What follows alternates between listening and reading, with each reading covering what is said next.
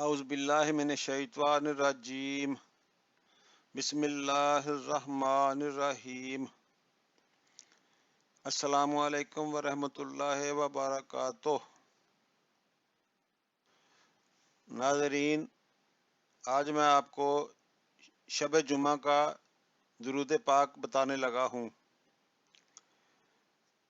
اللہم صلی وسلم وبارک علی سیدنا محمد النبی الامی الحبیب علی القدر العظیم الجاہ وعلی آلہ وصحبہ وسلم۔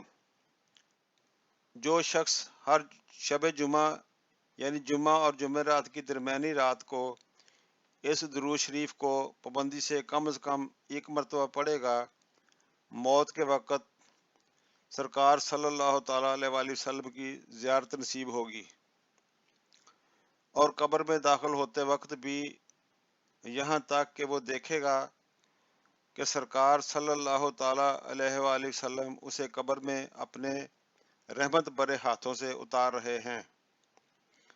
سبحان اللہ، وما علینا الا البلاغ المبین۔